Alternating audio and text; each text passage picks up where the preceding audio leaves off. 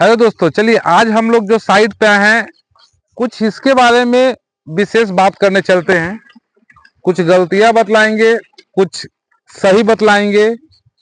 थोड़ा सा इससे पहले एक वीडियो डाला हुआ था जो हमारा शॉर्ट वीडियो था, उसमें ये दिया हुआ था कि कॉलम का जो है गड्ढा, सेम इसी प्लॉट के बारे में दिया हुआ था कि कॉलम का गड्ढा के बारे में, कि शुरू से क्या है ना कि जो चलते आ रहा है 4 फीट बाई 4 फीट का कॉलम का गड्ढा, वो चीज यहाँ हो रखा था। हमने पहले बताया था कि क्या करना है, कभी भी काम करना है तो कम से कम एटलीस्ट 5 फीट का गड्ढा लीजिए, ताकि क्या हो कि 3 इंची का कवरिंग के बाद आपको 4.5 बाई 4.5 का जाली एटलीस्ट कम से कम मिले। ठीक है, अब दूसरा यहाँ का गलती कुछ हम बतलाते हैं कि गलती क्या है।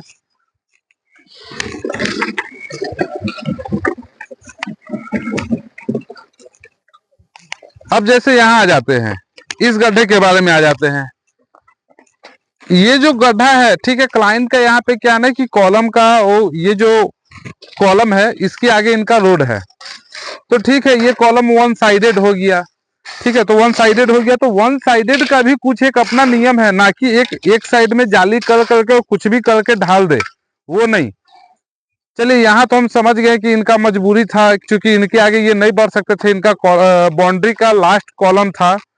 लेकिन अब यदि हम लोग बीच में आते हैं, यहाँ पे आते हैं, इस कॉलम पे आते हैं, ये कॉलम पे क्या मजबूरी रही होगी कि ये कॉलम का गड्ढा एक तरफ और ये जो कॉलम का रड खड़ा है ये एक तरफ। ये क्या ऐसा मजबूरी इनके पास रही होगी? हो सकता है कि ये एरिया थोड़ा सा पानी वाला है, तो हुआ ये होगा कि गड्ढा के समय कुछ गलती हो गया होगा। अगर गड्ढा के समय आपसे गलती हो गया है तो उसको गड्ढा को और आगे कटिंग काट लीजिए ना। आप गड्ढा को क्या कीजिए, मान लीजिए कि गड्ढा एक साइड हो गया है और सेंटर अपना कॉलम का यहाँ पे आ रहा है, तो आप गड्ढा को और आगे काट लीजिए।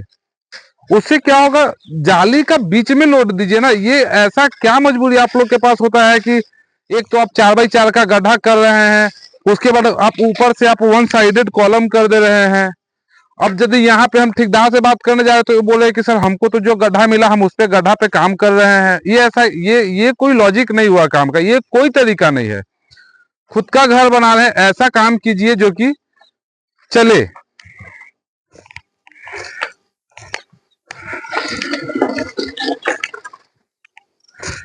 यहाँ पे भी सेम हाल है। उसके बाद और यहाँ पे और क्या देखिए, अब जैसे यहाँ पे ढलाई होना है तो कम से कम ढलाई के वक्त कम से कम ये मिट्टी तो हटाइए।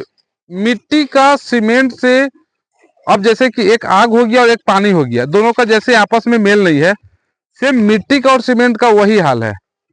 सीमेंट में और मिट्टी में क्या है, आग और पानी वाला सिस्टम है, दोनों में एक दूसरे का मेल नहीं है।